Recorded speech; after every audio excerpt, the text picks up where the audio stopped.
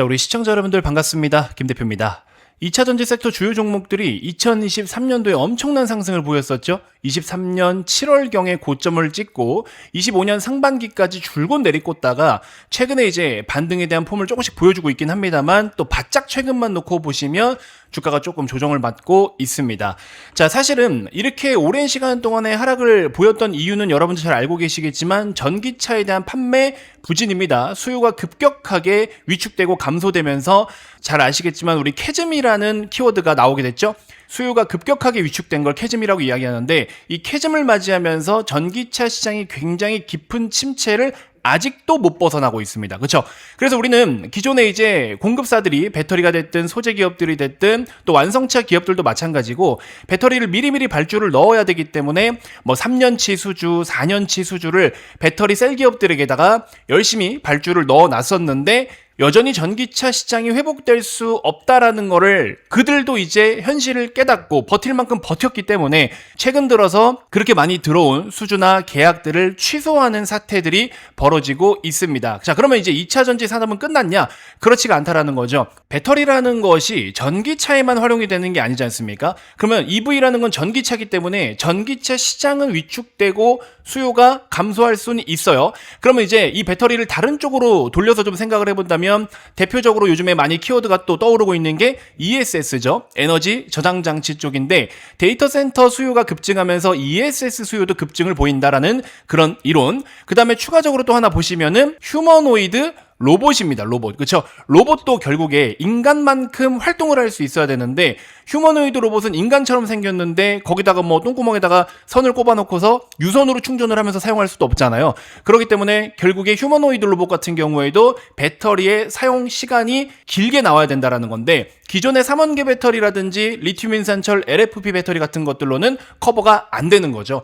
그렇기 때문에 결국에 휴머노이드 로봇에도 전고체 배터리라는 게 필요할 수밖에 없다라는 겁니다. 자, 그래서 ESS 쪽은 대부분 이제 LFP, 리튬 인산철 쪽인 거고 휴머노이드 로봇은 전고체를 바라보고 있는데 그러면 EV 같은 경우에는 3원계 배터리, NCM이나 LFP 모두 다 사용은 합니다. NCM 같은 경우에는 ESS나 휴머노이드 쪽보다는 EV 쪽으로 많이 들어가고 있죠. 그러면 이제 우리나라 배터리 셀 기업들은 NCM을 주력으로 해서 3원계 배터리를 주력으로 해가지고 열심히 또 증설해오고 공장들을 준비를 해왔기 때문에 타격이 불가피하긴 합니다.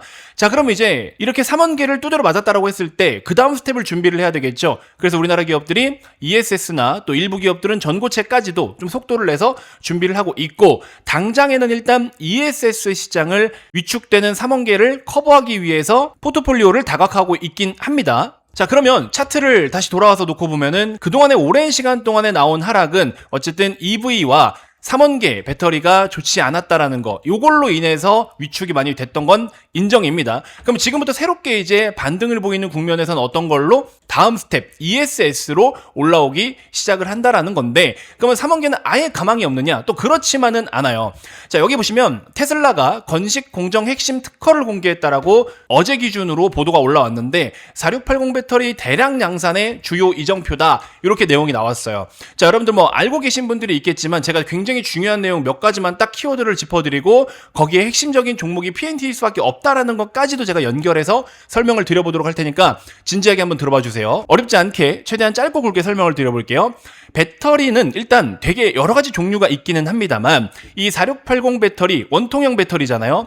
근데 배터리라는 건 여러분들 실질적으로 미국에서 받는 AMPC라는 생산 보조금을 제외하고 나면은 마진율 OPM이 얼마 안 돼요. 1에서 3% 내외입니다. 그러면 미국 국채를 사도 이 정도의 돈은 벌 수 있을 텐데 국채만큼 수익률도 안 나오는 사업을 뭐하러 하냐, 이렇게 이야기하시는 경우들이 있어요. 그럼 이렇게 마진이 얼마 안 남는다라는 거는 두 가지의 방법이 있겠죠. 가격을 끌어올리거나 원가를 절감시키거나, 그렇죠?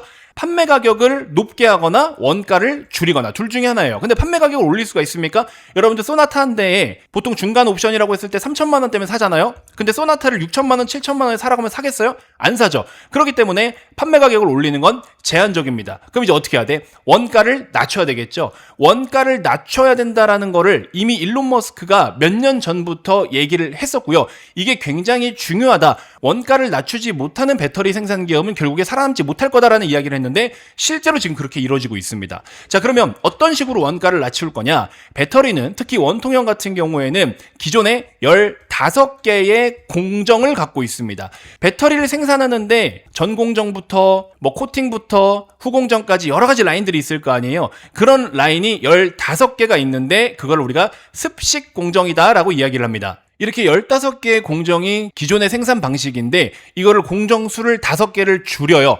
5개를 줄여서 10개의 공정으로 건식 공정, 이렇게 이제 지금 준비를 하고 있습니다. 그러면 제품을 생산할 때 15개의 공정을 거쳐야 되는데 5개를 축소시킨다라는 거는 그만큼 대체할 수 있는 뭔가의 기술력이 있어야 되겠죠.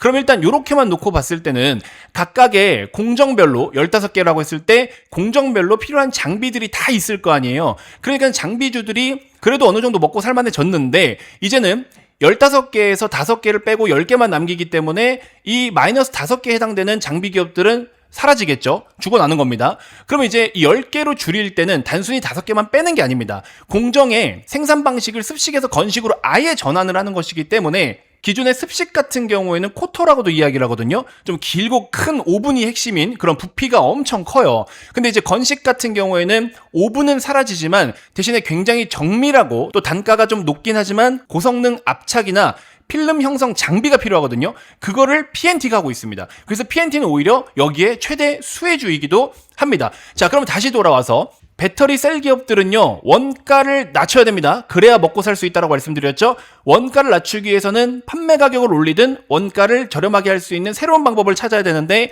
그 새로운 방법을 테슬라가 지금 몇 년 동안 준비를 해왔고 특허를 계속 공개하고 있고 5개를 줄이는 거에 있어서 지금 딱 하나 남았어요. 조만간 완료가 될 가능성이 높기는 한데 이제 그러면서 어쨌든 공정 과정을 줄이고 생산 방식을 약간 변화를 줬을 때 핵심적으로 필요한 장비가 뭐다? 바로 PNT의 장비가 필요하다라는 겁니다. 그래서 배터리 셀 기업들이 살아남으려면 장기적으로 살아남으려면 결국에 PNT 장비가 필수적으로 들어갈 수밖에 없다. 이거를 일단 여러분들이 기본적으로 알고 계시면 됩니다. 그러면서 추가적으로 또 우리나라 기업 중에서 같이 수혜를 받을 수 있는 기업이 PNT뿐만 아니라 CIS입니다. CIS 같은 경우에는 리튬 인산철 쪽으로도 중국이 납품을 하는 일부 그런 계약들도 계속 일어나고 있기 때문에 CIS도 사실 괜찮아요. 괜찮은데 장비주들은 보통 증설한다, 우리 생산시설을 더 늘린다 라고 했을 때나 조금 수혜를 받는 것처럼 보이기 때문에 지금은 2차전지 섹터가 계속해서 불황을 겪고 있고 계약들도 취소되고 공장을 더 늘릴 수 없을 거라는 판단 때문에 장비주들이 잘 안 움직이거든요. 근데 이제 그렇게 보시면 안 된다. 그래서 오히려 PNT 같은 경우에는 일봉으로 놓고 봤을 때 시세가 많이 부진한 것처럼 보이긴 하지만 주봉으로 놓고 보면은 너무 저렴한 가격에 와 있는 거죠. 지금 PNT가 가지고 있는 수주가 1조가 넘어요. 근데 PNT의 시가총액이 얼마입니까? 8,900억밖에 안 됩니다. 물론 1.3조, 1.5조 정도 갖고 있는 이 수주가 100% 매출로 반영이 될 수 있을지는 사실 조금 의문이에요. 워낙에 취소가 많이 나오고 있으니까.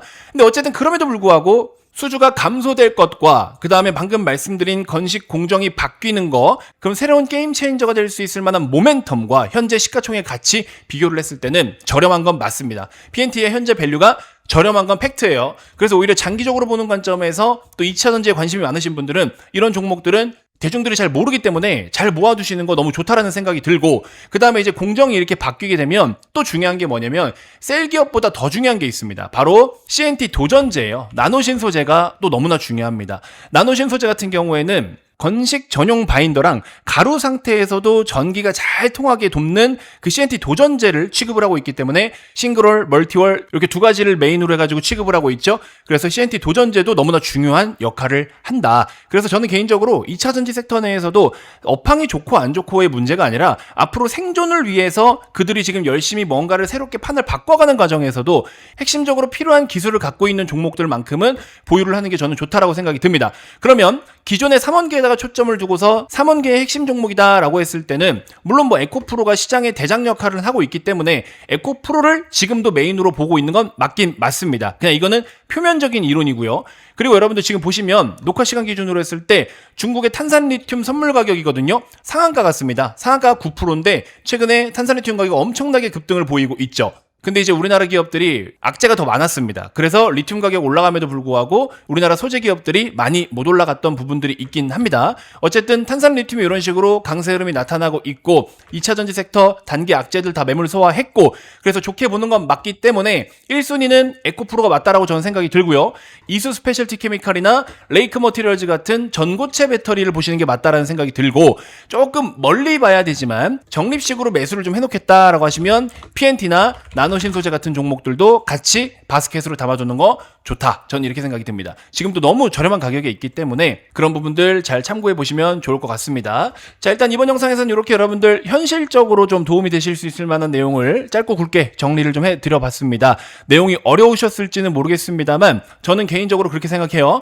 뭔가 이슈가 나오거나 그 산업 내에서 좋든 나쁘든 변화가 있을 때는 무조건 변화 속에 기회라는 건 있어요. 그러면 그 기회를 구조적으로 파헤쳐서 내가 어디에다가 배팅을 해서 돈을 벌 것이냐 이것만 생각하시면 됩니다. 저는 그것만 생각하는 사람입니다. 자, 그렇기 때문에 여러분들 돈 들어가는 거 아니고 에너지가 크게 들어가는 거 아니니까 저희 2차전지 연구소 지금 구독 한 번씩만 꼭 눌러주시고요. 마음에 안 들면 그때 가서 취소하셔도 안 쫓아갑니다. 그러니까 지금 한 번씩만 꼭 눌러주시고 2차전지 주요 기업들 제가 골고루 굉장히 딥하고 고급진 분석 매일매일 해드리도록 할 테니까 여러분들 지금 구독 한 번씩만 꼭 눌러주시고요. 2차전지 섹터 여전히 불황이지만 오히려 여기서 지금 큰 수익들 나올 준비가 되어 있습니다. 남들은 다 불황이고 남들은 아니라고 하는데요. 제가 조금 더 딥하게 들어가면 설명드릴 게 많은데 오히려 좋게 봐야 되는 부분들이 더 많습니다. 왜냐? 악재들은 이미 다 반영이 됐으니까. 그래서 지금부터 좋은 쪽으로 해석할 것들이 많기 때문에 그 부분들도 차근차근 설명을 드려 갈 겁니다. 자, 그래서 지금 여러분들 구독 한 번씩만 꼭 부탁드리고 이번 영상 이렇게 해서 마무리하도록 하겠습니다. 고맙습니다.